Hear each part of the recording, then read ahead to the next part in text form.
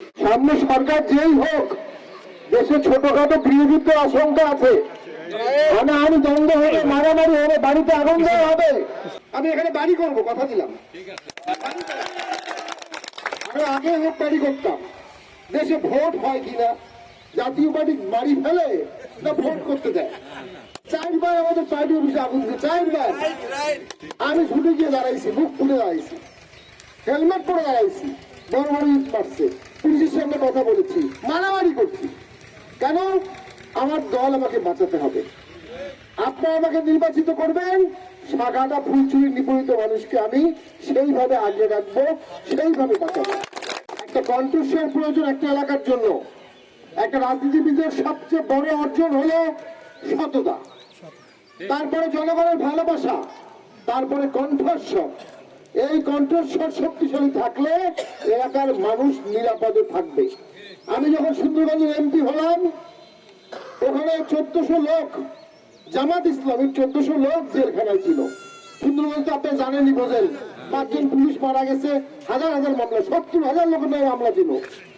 6 বছরে 6টা জামাতের লোককে আমি আইসিতে দিই নেই। শক্তিশালী রাজনৈতিক কণ্ঠস্বর ছাড়া আপনারা নিরাপত্তা পাবেন না।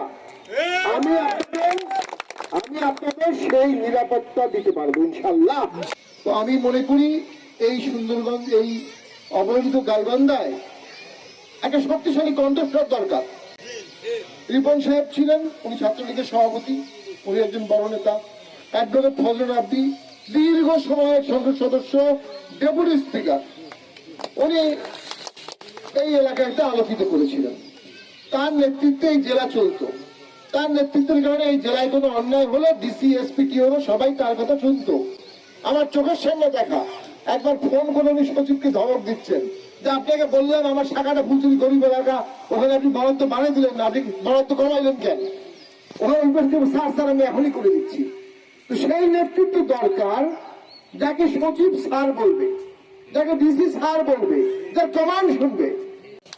আমি যদি ইনশাল্লাহ এমপি হই, 5 বছরে এখানে ওয়াটার ডেভেলপমেন্ট বোর্ডের নদীর ব্লকের স্থায়ী কাজ এই আসনে 5,000 কোটি টাকা হবে ইনশাল্লাহ।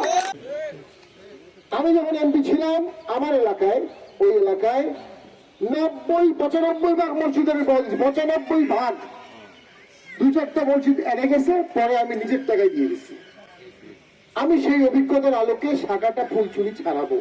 আমি একজন আইনজীবী, আমার চেম্বার আছে, 6-7 জন জুনিয়র আছে, 3-4 জন ব্যারিস্টার আমার সাথে কাজ করে।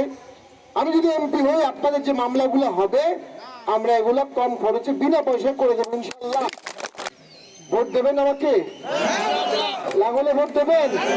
তারা দেবেন 2 হাত তোলেন তো। আমরা মহিয়ান বলিয়ান শক্তিয়ান হয়ে ইনশাল্লাহ